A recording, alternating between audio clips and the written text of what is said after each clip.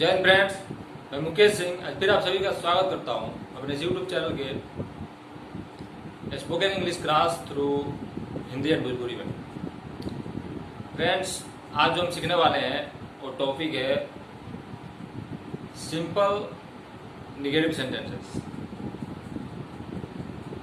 Friends, पिछले video में मैं ऑलरेडी एक्सप्लेन किया हुआ हूँ। सिंपल सेंटेंसेस मतलब इसमें कोई एक्शन वर्ड नहीं होता।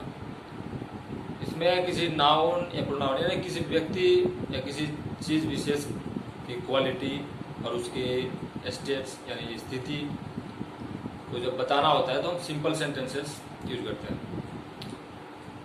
तो पिछले वीडियो में फ्रेंड्स हम इसके पॉजिटिव सेंटेंसेस बनाने सीखे हैं, यानी जब पॉजिटिव स्टेटमेंट बोलना हो जिसमें कि कोई नकारात्मक वर्ड ना हो, यानी सीधे सीधे कुछ बात करनी हो किसी के बारे में कि वो प्रेजेंट टाइम में कुछ है या पास्ट टाइम में कुछ था और फ्यूचर में कुछ होगा, तो वैसे सेंटेंसेस बोलना हमने सीखा था। आज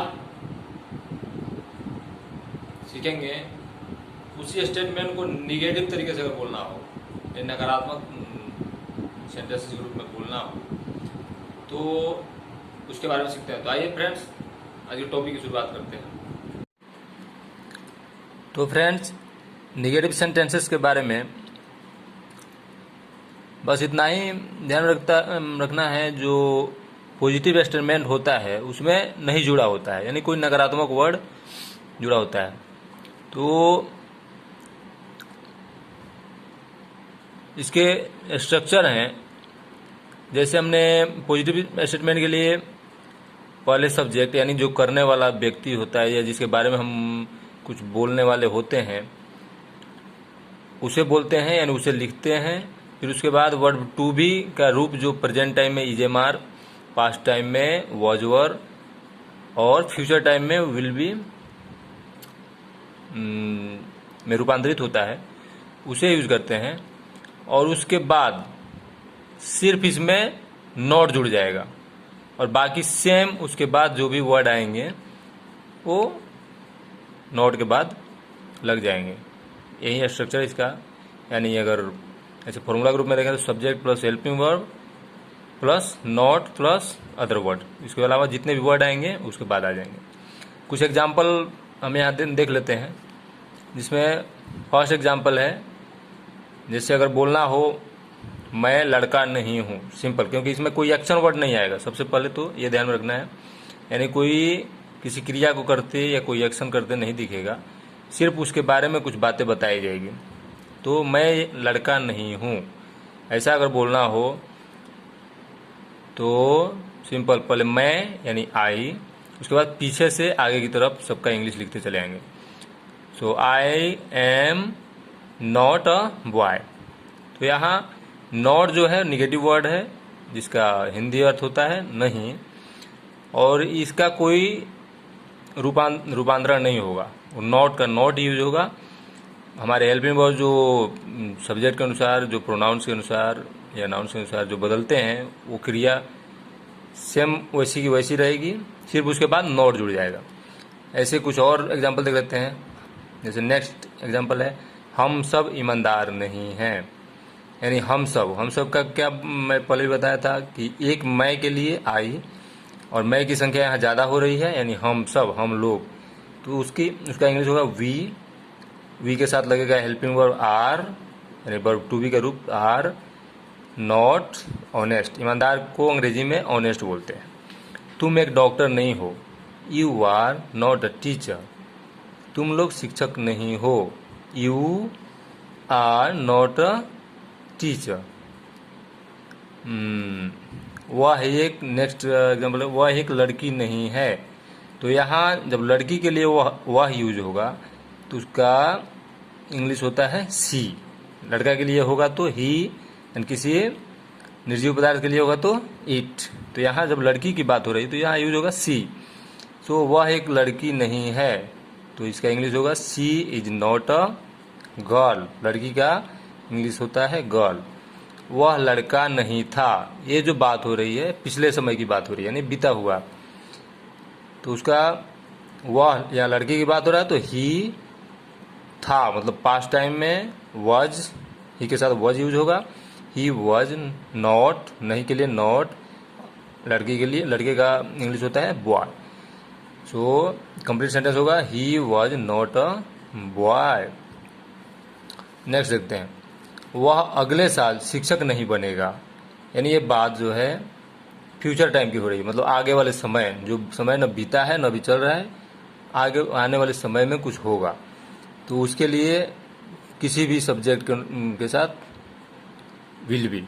अब यहाँ फ्रेंड्स जानने की बात है कि जैसे हमने प्रेजेंट और पास्ट हेल्पिंग वर्ब्स के साथ नॉट लगाया, यहाँ पे विल के साथ नॉट, फिर बाद में बी लगेगा। जैसे विल बी नॉट नहीं यूज करके विल नॉट बी होगा। जैसे वो अगले साल शिक्षक नहीं बनेगा, he will not be a teacher next year. अगले साल का, अगले साल को नेक्स्ट ईयर यानी अगले दिन, यानी नेक्स्ट, अगले का इंग्लिश नेक्स्ट होता है और ईयर का मतलब साल। वह टेबल नहीं था, ये बीते समय की बात हो रही है, तो इसका होगा it was not a table. यहाँ वह जो है, किसी टेबल जो है निर्जीव पदार्थ के लिए यूज हो रहा है, तो वह का अंग्रेजी होगा इट। लड़का के लिए ही, लड़की के लिए सी, एंड यहाँ टेबल के लिए वह शब्द यूज हो रहा है, तो इसका इंग्लिश होगा it was not a table. वे लोग ईमानदार नहीं थे। यहाँ उन लोगों की क्वालिटी बताई जा रही है, यानी बीते हुए समय में वे लोग कुछ नहीं थे, ईमानदार नहीं थे, तो इसका होगा दे के, वे लोग का होगा दे वर, दे के साथ वर हेल्पिंग वर्ब लगेगा। नॉट ऑनेस्ट, ईमानदार का ऑनेस्ट होता है। लड़के पागल नहीं हैं, boys are not mad. Sita सुंदर नहीं थी, सीता वॉज नॉट ब्यूटीफुल, सुंदर का ब्यूटीफुल।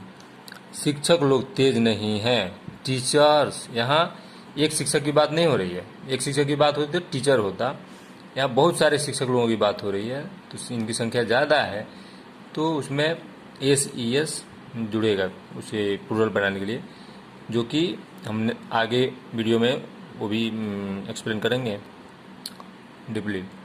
तो यहाँ बस इतना ही समझना है, एक शिक्षक के लिए अनेक शिक्षक की बात हो रही है, तो यहाँ पे जो हेल्पिंग वर्ब यूज होगा वो होगा आर, यानी जो हेल्पिंग वर्ब दे के साथ यूज होगा वही हेल्पिंग वर्ब यहाँ अनेक शिक्षकों की बात हो रही है, तो उसके लिए यूज होगा। इसका कंप्लीट सेंटेंस होगा teachers are not intelligent.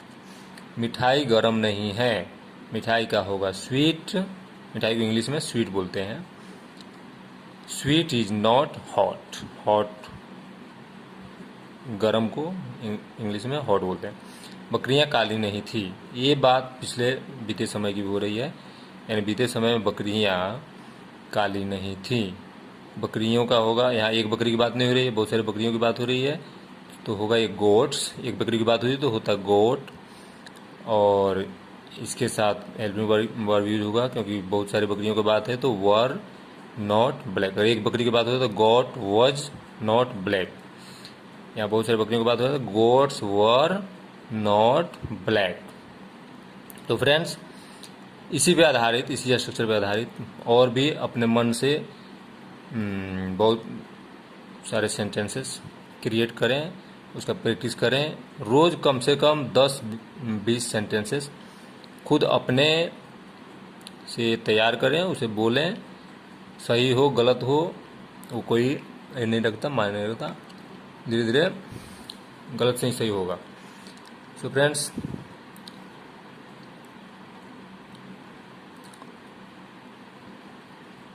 thanks for watching my friends.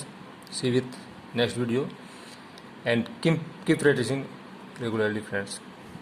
Thank you so much.